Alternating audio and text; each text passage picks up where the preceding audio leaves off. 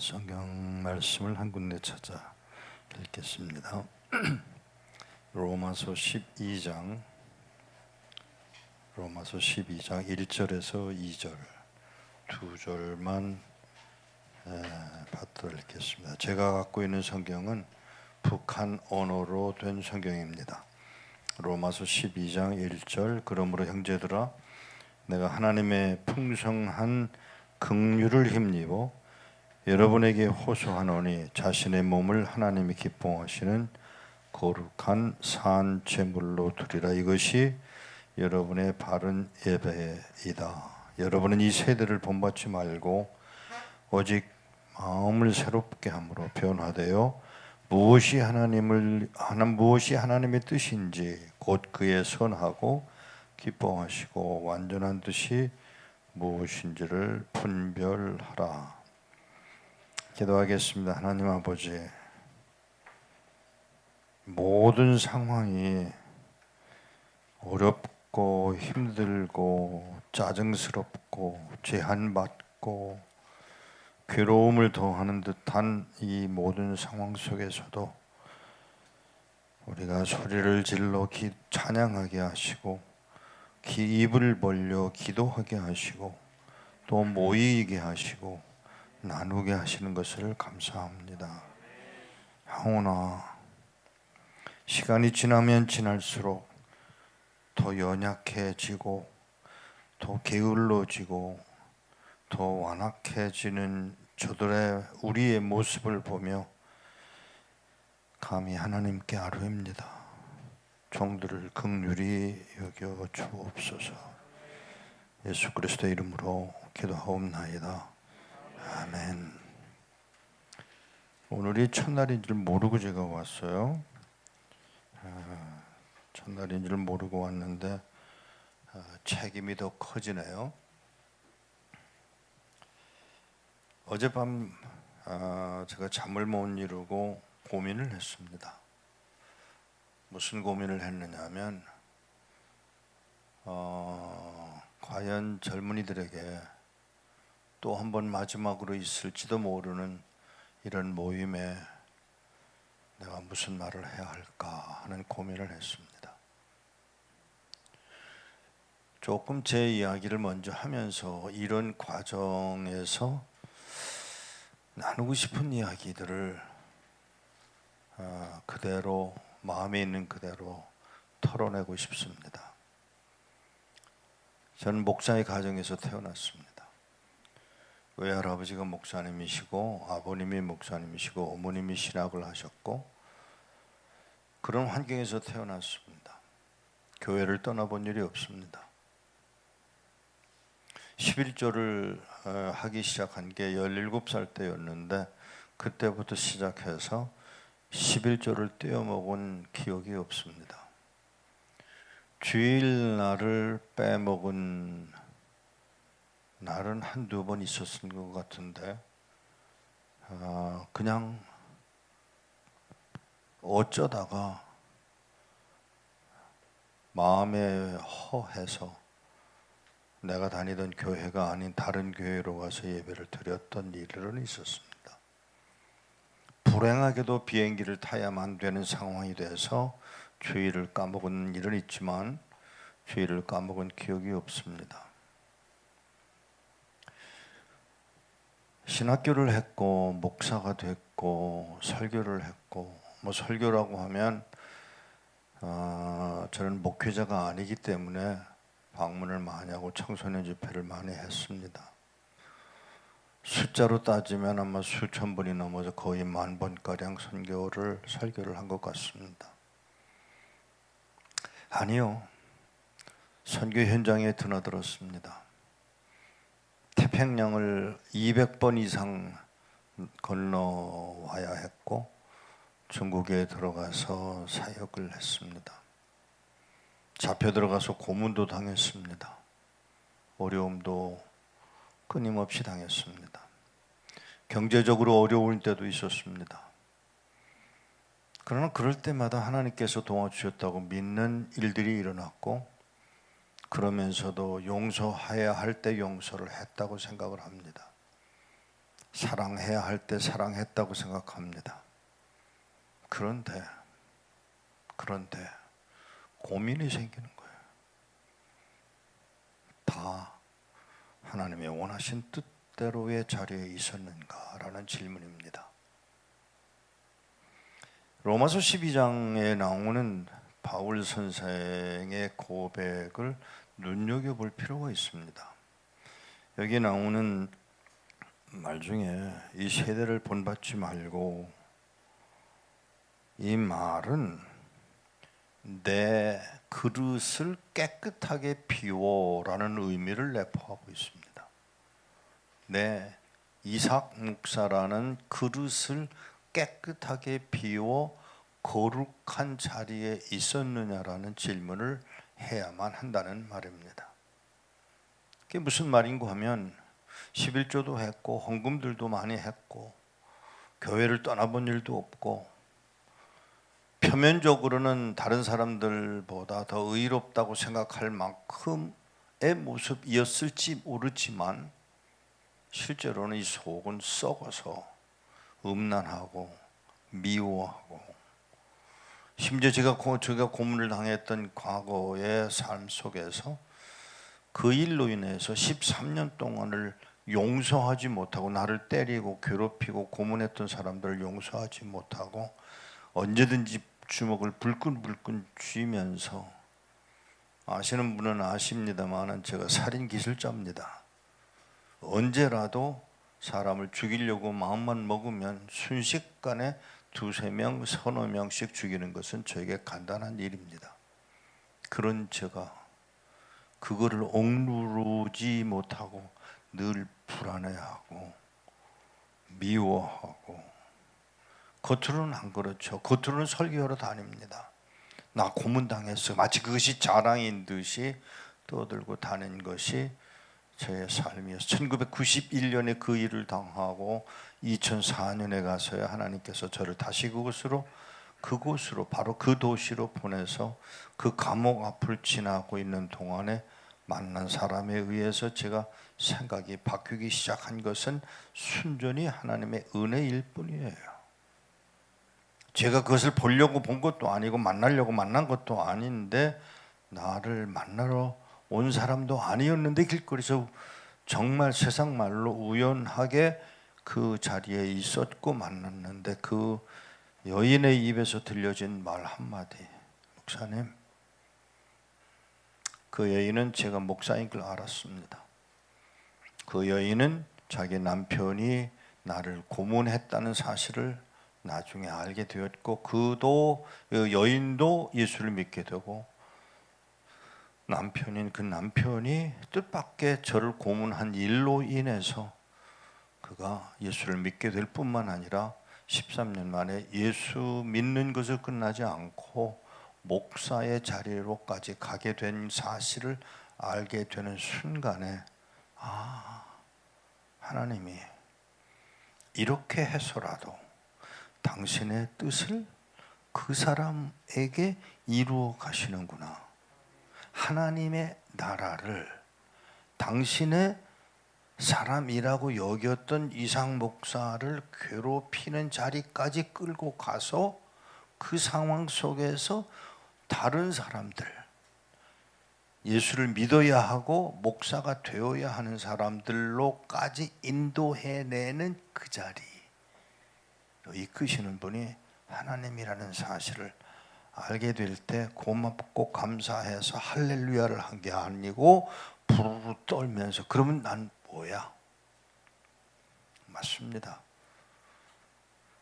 여러분, 에베소서 3장 1절에 나오는 그리스도의 종 된 나 바울은 이란 그 종이라는 단어가 번역이 잘못됐다는 사실을 아시면 여러분 놀라실 거예요.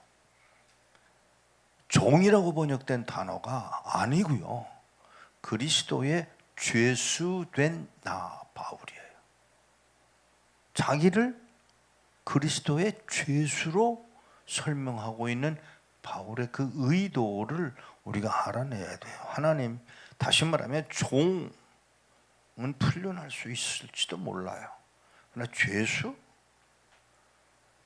철저히 버림받은 그 자리, 이름도 없고 장래도 없고 소망도 없고 그저 더러운 명함만 가지게 된 사람 바울이었다라는 그 사실을 공개하고 있는 그 바울의 그 처절함을 우리가 느낄 필요가 있지 않았나. 다시요, 로마서 12장 1절로 2절로 가서 보면 산 제물로 드리라고 하는 그 내용이 이상 목사라는 그릇을 거룩하게 하기 위하여 십자가에 예수 그리스도가 못 박혀 죽임 당하는 자리까지 가셨기에 나는 거룩한 그 자리에 있어야 한다고 하는 사실이었건만 아니더라고 하는 것이죠. 제가 한국 나이로 77입니다. 77. 이 세월이 오는 동안 제가 이 사역을 시작한 게 36년 10월이면 만 36년 되는 동안에 과연 나는 거룩한 구별된 그릇으로의 자리를 지켜가고 있었느냐? No. 철저히 위선자의 자리에 있었을 뿐이라고 하는 사실을 나는 오늘 아침도 새벽에도 일어나서 괴로워해야 했습니다. 왜? 안수받은 목사로서 수많은 사람들, 물론 제가 만난 사람들 가운데 많은 사람들이 선교사가 됐고 목사가 됐고 또 귀한 일들을 하고 있는 일들이 있음에도 불구하고 이 속에 뭔가 만족할 수 없는 그 무엇, 이것으로는 안 된다는, 아니 우리 한국말에 오게티라는 말이 있지만 오게티 정도가 아니고 그릇 자체가 더러워진 상태에서 벗어나서 거룩함에 이르지 못하고 있는 나.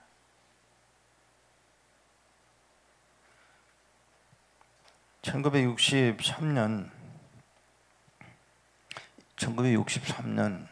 8월 1일 날 저희 어머님이 제 동생을 낳았고 제가 만 18살 때인데 어머니가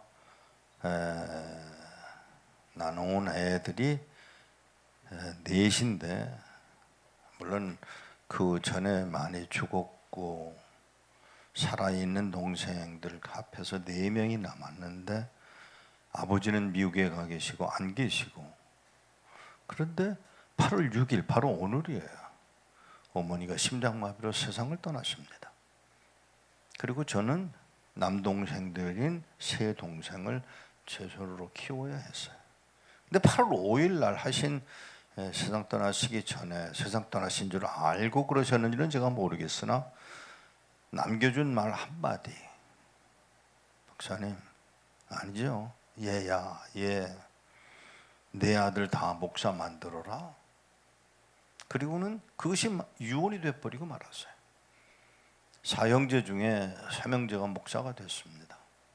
그 아이들을 키우면서, 동생들을 키우면서 오는 그 어려움, 아픔, 짜증, 반항하고 싶은, 막말로 세상을, 아니 동생들을 놔두고 뛰쳐나가고 싶은 만 18살짜리의 그 젊음, 그 갈등, 이거를 이겨가면서 살아가는 게 아니고요.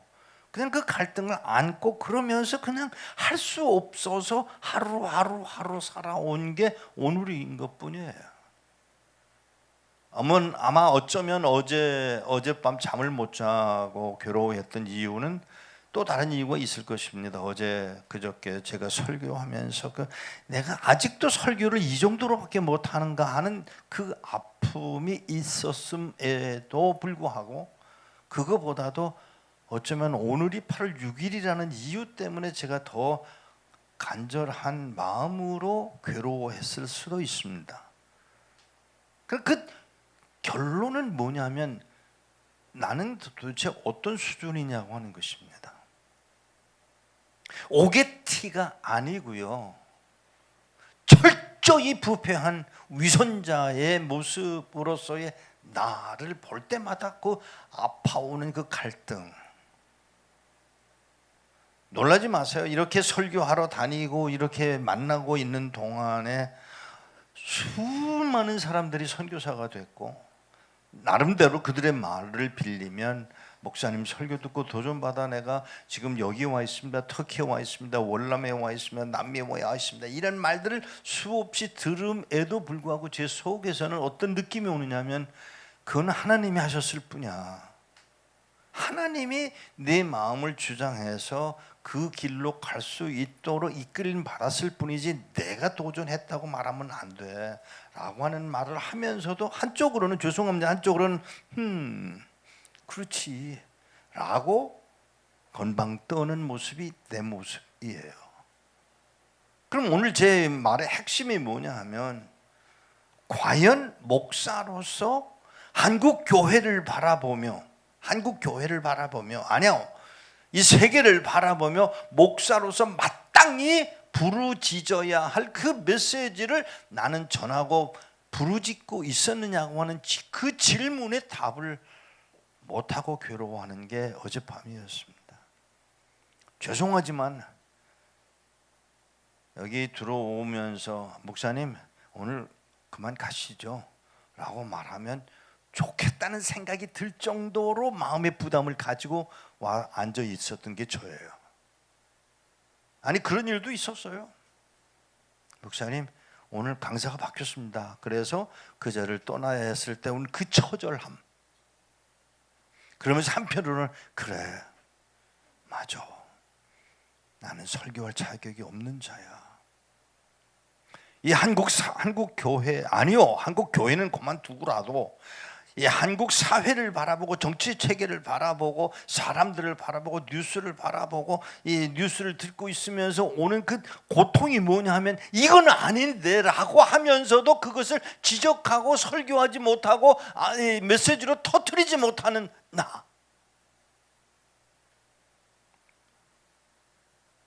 성경대로 한다면 돈을 사랑하지 말라고 얘기해야만 합니다. 그렇죠? 그래도 돈 사랑하지 않는 이가 어디 있어요? 우리 부모도 아니고요, 우리 선생도 아니고요, 목사도 아니고요, 다 똑같이 돈을 사랑하는 사람들 중에 우리가 살고 있잖아요. 명예를 사랑하지 마라, 아니란 상황을 생각하지 마라. 그러면 여러분들이 공부 열심히 해서도 뭘 좋은 것을 그 길로 가야 돼 라고 하는 부모의 가르침이 과연 합당한 것이냐고 물을 때 답은 아니거든요. 그러면서도 아니야, 나 그거보다 더 중요한 거 예수, 바로 예수에 미쳐서 살고 싶어 라고 싸우는 자녀들이 몇이나 되겠느냐고 묻고 싶은 거예요. 아니, 그렇게 가르쳤느냐고 제가 묻고 싶은 거예요.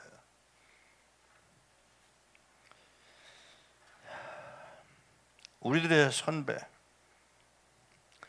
우리들의 친척, 심지어는 우리들의 부모와의 관계 때문에, 우리 친구들과의 관계 때문에, 그 친구들과의 관계가 끊어지는 것 때문에 분명히 알면서도, 이게 틀린 걸 알면서도 떠나버리지 못하고 있는 게 우리이고, 그 우리임에도 불구하고 그 사실을 놓고 아니야, 떠나, 타협하지 마라 이렇게 말하고 있지 않은 내 모습이 위선자의 모습은 아니냐고요. 한국 문화,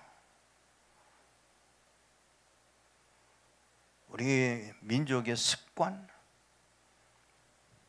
우리 조상들의 더러웠던 모습, 아니 이건 뭐 복음이 한국 땅에 들어오기 전에 이야기는 그만두고라도 우리 복음이 이 땅에 들어온 이후에 우리 한국인들 가운데 깔려있는 그 성경적이지 않은, 그리스도적이지 않은 내용들로 가득 차 있는 그것들을 정말 뒤집어 끄집어내서 폭탄 선언을 할 수 있어야 하는데 그걸 못하고 있는 나.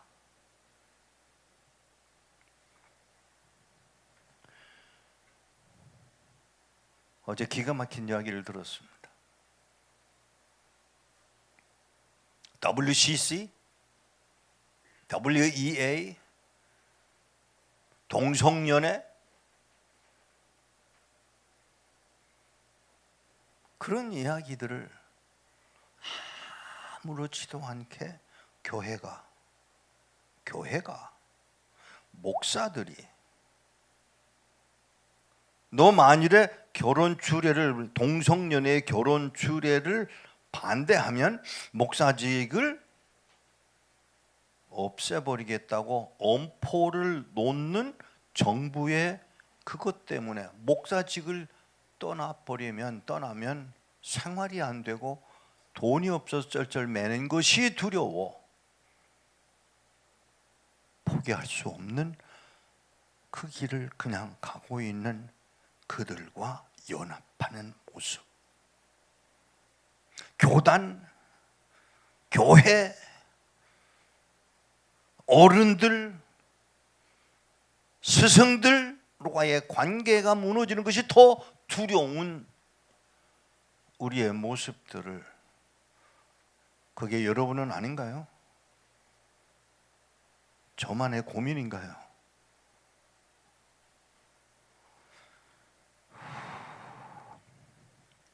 여러분 이번에 도쿄에서 올림픽 2021년에 하면서 2020년 도쿄라고 써붙인 그걸 보면서 그것도 거짓말이잖아요. 그죠? 근데 그걸 거짓말이라고 말하지 않아. 뭐 세상이 그러니까 다 그렇게 가는 거지 뭐. 이러고 넘어가는 게 우리예요. 저는 솔직히 그걸 그렇게 하면 안 된다고 보는 사람이지만 그냥 뭐 나도 어쩔 수 없이 그냥 넘어가고 있는 이 꼴을. 안산이라는 그 20살 난 여자아이, 관역을 향해서 양궁을 쏘는 그 아이가 관역을 놓고 관역을 향해서 화살을 쏘지 않는다면 그냥 넘어가지 맙시다. 그 관역을 놓고 그 관역을 향해서 화살을 쏘지 않는다면 그게 뭐냐면 죄예요. 토라라고 하는 말에 창세기, 출애굽, 레위기, 민수기, 신명기 5권의 책을 토라라고 하는데, 토라라는 단어가 야라라고 하는 데서 나오는 말인데 그 야라라고 하는 단어의 의미 중에 가장 적합한 언어가 뭐냐면 관역을 벗어난 것, 그것이 죄라고 여겨진다는 사실을 아셔야 합니다. 그러면 여러분의 관역은 뭐죠? 나의 관역은 뭐냐고요? 내가 지금 마땅히 쏴야 할 그 관역은 뭐고, 여러분 한국 교회의 이 시대에 태어나서 이 시대에 살고 있는 여러분들을 향한 하나님의 메시지, 그 관역은 무엇이기에 이 더운 날 여기 와서 소리 지르고 노래 부르고 찬양하고 그러느냐고요. 안 됐다는 것이거든요. 세상 것은 용납할 수 없음을 아는 여러분들이 여기에 와서 그걸 좀 벗어나고 싶어서 발버둥 치고 있는 게 여러분들 임에 틀림이 없죠. 맞죠?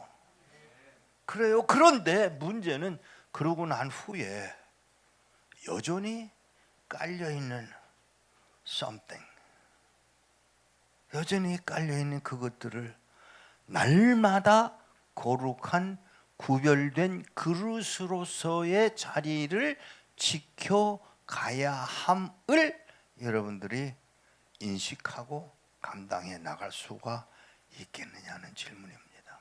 아니, 여러분을 향해서 하는 말이 아니에요. 저예요. 사랑하는 여러분, 세상을 더러운 것으로 채우지 말고 빈 그릇에 더러움이 아니라 거룩함으로 채워야 할 여러분과 나 분별하도록 요구받습니다. 얼마 전에, 불과 며칠 전에 어느 교회에 가서 중고등부 아이들에게 이런 설교를 했습니다. 꿈깨. 꿈을 버려. 꿈 쓸데없어. 다 집어치워. 그러니까 그 부모가 아니 우리 아이가 그러지 않아도 꿈이 없어가지고 빌빌하고 있어서 너무 답답해 죽겠는데 아니 그 아이를 놓고 그 아이 나는 꿈이 없어요 하고 손든 아이 중에 한 아이인데 그 아이 보고 그렇게 말을 해놓으면 나는 어떻게 가르치냐고. 잘못 가르쳤죠.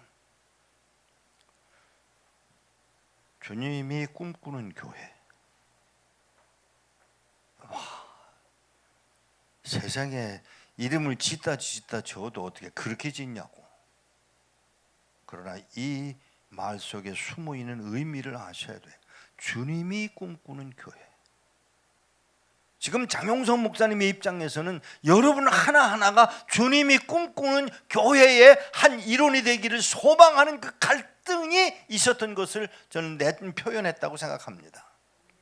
주님이 꿈꾸는 교회. 내가 꿈꾸는 교회는 여러분 죄송합니다. 여러분과 내가 꿈꾸는 교회는 그저 풍성해지고 잘나지고 성공하고 아니요. 여러분이 꿈꾸는 교회는 한결같이 순종하는 자리에 있기를 소망하는 여러분 되시기를 축복합니다. 그 기준이 뭐냐? 그 관역이 뭐냐? 말씀이야. 하나님 말씀. 그러니까 하나님의 말씀을 떠날 수가 없어요. 제가 이 선교를 시작한 이 공산권의 선교를 시작한 동기 중에 하나가 내가 가르칠 능력이 안 되는 거예요. 저 중국말 몰라요. 중국을 36년 동안 드나들으면서 한 번 갈 때마다 한 문장만 외웠더라도 최소한 145문장은 외웠을 거라고요. 근데 그거보다 더 급한 것, 그들에게 말씀을 전해 주어서 그들이 그 말씀을 받아들고 하나님의 나라, 중국과 북한과 몽고와 이스라엘의 하나님의 나라를 회복시켜주는 가장 최선의 방법이 하나님의 말씀이라고 믿었기에 그 말씀을 전하러. 오늘 제가 봉독한 이 성경 말씀이 북한 말이라고 그랬습니다. 북한의 성경을 가져다 중국의 성경을 가져다 주었습니다. 그리고 북한의 성도들이 성경을 원한다는 이야기를 들었습니다. 전해주기 시작했습니다. 그런데 들려오는 말 한마디, 이거 소용없어요. 우리가 이해가 안 돼요. 그러니까 우리말로 바꿔주세요. 그 말을 듣고 제가 깜짝 놀랐어요. 공부 좀 할걸, 헬라어 좀 할걸, 히브리어를 좀 할걸 그랬는데 뜻밖의 하나님이 내 주변에 헬라어와 히브리어로 번역할 수 있는 분을 준비시켜 주셔서 그분이 이 일을 감당해서 번역을 해놓았습니다. 내가 못한다고 중단하는 게 아니라 내가 못하는 것을 놓고 하나님 나 못해요. 그런데 하나님 사람을 보내주시면 감당할 수 있게 해주세요 하는 그 기도를 들으시고 사람을 보내주셔서 번역하게 하시더니 북한에 성경을 인수해서 들여보냈더니 그들의 반응, 이제야 이해가 됩니다. 아니요, 이제야 요해가 됩니다. 이해하고 요해하고 달라요. 그런데 북한에서는 요해라고 쓰더라고요. 그래서 그걸 듣고 잘했구나. 중국의 성경을 수십만 권을 배달을 하는 중에 중국에서 무슨 요청이 왔냐면, 목사님 이걸로는 안 됩니다. 우리는 아직 컴퓨터를 들고 다닐 수 있는 상황은 아니지만 여행을 하는 목사님들이 이 자료를 가지고 다녀야 되는데 톰슨 성경 번역을 하면 어떻겠냐고. 돈으로 번역을 해야 되는 거예요. 성경을 번역하기 시작했습니다. 중국어 성경을 중국어 카멘터리 바이블로 성경을 번역하기 시작했습니다. 자그마치 11억이 들었어요. 11억 원, 100만 불이 들었어요. 놀라운 것은 그것을 들고 전도 여행을 하는 목사들의 입에서, 아니요, 목사들도 아니에요, 집사들이에요, 전도사들이에요, 말씀을 전하기만 하는 사람들이 그걸 받아들고 다니면서 구원의 역사를 이루는데, 지금 중국의 기독교인의 수가, 알고 있는 기독교인의 수가 1억이 넘어요. 놀라운 것은, 이건 제가 자랑을 위한 게 아니라 하나님이 저로 하여금, 저 중국말 모른다고 말씀드렸잖아요. 그런 저를 통해서 일하게 하시고 만나게 하시고 만난 사람들이 동원되게 하시고 헌금하게 하시고 그걸 위해서 한 조선족을 만나게 하시되 조선족의 아내가 그걸 보고 아이고 이건 내가 하면 얼마나 좋겠냐고 손을 대기 시작했고 결국은 열매가 맺어져 그것이 공급되고 있는데 돈이 얼마가 드는 거 하면 43불이 들어요. 책 한 권이. 야 이거 너무 비싸다. 중국에서 43불씩 미국 돈으로 43불씩이니까 4만 원이 넘는 거예요. 4만 원이 넘는 이 돈을 내고 누가 사겠냐 그랬더니 웬걸 중국 안에서 이상한 일이 벌어졌어요. 짝퉁을 만들기 시작했어요. 그 짝퉁을 만드니까 너무 싼 거예요. 그러니까 그걸로 이 성경이 보급되기 시작하는 걸 보고 와 하나님의 방법은 짝퉁도 사용하시네. 하나님 돈이 그렇게 안 되는 줄 아시는 하나님이 짝퉁을 만들어서 물론 이 책의 제보는 잘 못 되고 부족해요. 터지기도 잘하고 찢어지기도 잘해요. 하지만 그래도 그걸 들고 복음을 전하러 가는 전도인들의 손에 쥐어지게 하시는 분이 하나님이세요. 놀라지 마세요. 제가 말한 내용들을 잘 들으세요. 여러분이 포기하면 하나님이 다른 사람을 쓰십니다. 하나님이 여러분들이 포기하지 않고 감당하기를 원하는데 부족하면 부족한 건 하나님이 몽땅 준비하셨다가 채우시는 것을 믿으시기 바랍니다. 그게 하나님이세요. 여러분 여기 모인 숫자 얼마 되지 않아요. 매해 이렇게 적은 숫자가 모인 법이 없어요. 적으면 700명, 800명씩 모여서 아우성침에 찬양하는 여러분들이었잖아요. 그러면 지금 뭐죠? 코로나 때문에 예배가 중단되고 대면 예배가 중단되고 교제가 끝나고 그러니까 하나님의 나라는 문 닫아버렸나요? 아니올시다. 하나님은 또 다른 방법으로 일하고 계시고 일하고 있음을 인하여 영광을 받으실 줄로 분명히 믿습니다. 여러분들은 모르는 것들을 제가 이야기한다면 이 사역 중에 제가 지금 모퉁이돌 선교회의 마지막 사역인데 이 사역 중에 하나님의 역사하시는 이 코로나 때문에 역사하시는 걸 보고 너무 흥분할 정도예요. 이 와중에 북한 언어 성경을 병행 성경을 만들어요. 북한 말과 남한 말을 겸해서 읽을 수 있도록 성경을 만드는 이 와중에 이걸 만들면 이걸 4,000권을 찍으면서 우리 이게 만 권 이상은 못 찍는다. 돈이 없어서. 그런데 미국에 있는 형제들이 소식을 들었어요. 야, 이 사람은 북한 땅에 예수 믿는 사람이 20만 명 이상이나 지하교회 성도들이라면서 어떻게 성경을 10,000권만 찍냐. 야단을 저한테 치는 거예요. 우리가 돈 내서 찍을 테니까 20만 권 찍어 라고 미국 교회가 개입을 했어요. 우리가 한국 교회가 못하니까 미국 교회가 IMF 때도 마찬가지였어요. IMF 때 우리 헌금이 반이나 줄었습니다. 그때 미국 교회가 뭐라고 연락이 왔냐면 야 IMF 때문에 어렵지? 예 어렵습니다. 우리가 어려운 거 채워줄게. 이 말은 무슨 말인가 하면 미국 교회냐 한국 교회냐의 문제가 아니에요. 하나님의 백성들은 하나님의 나라라는 개념으로 보는 거예요. 그러니까 이건 한국 교회 문제니까 한국인들이 하게 해. 그게 아니라 우리 일이야. 하나님의 일이야. 우리가 해야 돼 하고 헌금을 보내왔고 이번 성경 인수에도 미국 교회가 지금 들썩거리기 시작했습니다. 그러는 와중에 모퉁이돌 선교회에서 그 어려운 일을 지금 강화도의 훈련원에 지금 건물 하나가 완성이 됐고 그 다음에 또 옛날에 있던 건물을 완전히 수리를 해서 지금 수리가 끝났습니다. 저는 솔직히 여러분들이 오셔서 함께 예배할 수 있게 되기를 바라요. 오셔서 보시고 북한 땅을 바라보시고 그 일을 이 코로나 와중에 하게 하신 이는 하나님이세요. 나는 할 수 없어. 이건 말도 안 돼. 아니 지금 선교회들이 반 이상이나 문을 닫았어요. 그런데 오히려 이 일을 더 활발하게 늘려가고 있는 것은 하나님이 하실 뿐이에요. 이런 와중에 안 되는 것 같은 정말 안 되는 것 같은 일들이 어디서? 이스라엘에서 벌어지기 시작했습니다.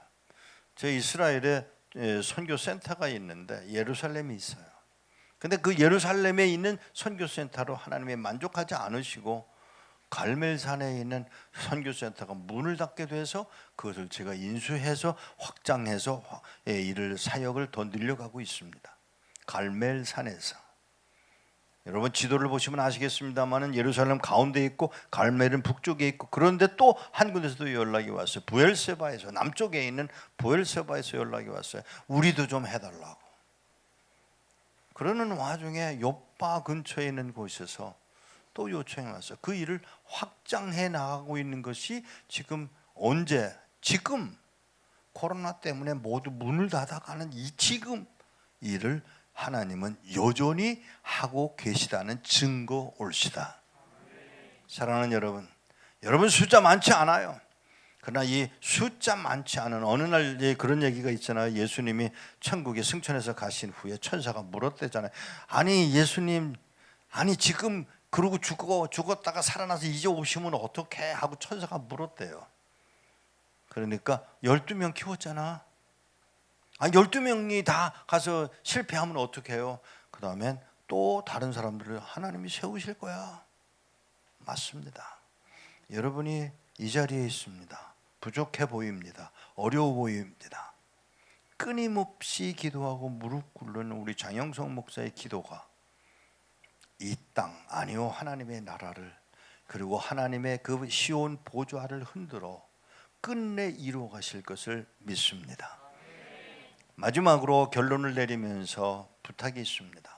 제가 하나님의 종으로서의 목사로서의 광야의 소리를 바로 소리낼 수 있도록 기도해 주시기 바랍니다. 싸울 것입니다. 얼마 전에 한 짧은 설교, 타협은 없습니다. 이게 나가기 시작하더니 얼마나 많은 사람들이 보았는지 몰라요. 타협은 없습니다. 매를 맞아 죽어도 가야 되는 이 길을 여러분들에게 하나님이 요구하고 계시는데, 어디까지? 거룩한 그릇으로 구별되기까지 요구하심을 듣고 아멘으로 받아 매일매일 관역을 성경에다 맞추고 살아가는 여러분 되시기를 축복합니다. 기도하겠습니다. 하나님 아버지, 연약합니다. 부족합니다. 아쉽습니다. 그럼에도 불구하고 우리를 여기까지 인도해내시기 위하여 거룩하게 하시려고 아들을 십자가에 못 박아 죽여 피 흘리게 하사 그 피로 우리로 구원에 이르게 하셨사오니, 이제는 입을 벌려 마땅히 할 말을 하게 하시고, 선포할 것을 선포하게 하시고, 끊을 것을 끊게 하시고, 항거할 것을 항거하게 하시고, 저항할 것을 저항하게 하셔서 세상과 충돌하며 살아가는, 그래서 하나님의 나라를 이루어가는 저희들이 되도록 긍휼을 더하여 주옵소서. 우리 주 예수 그리스도 이름으로 기도하옵나이다.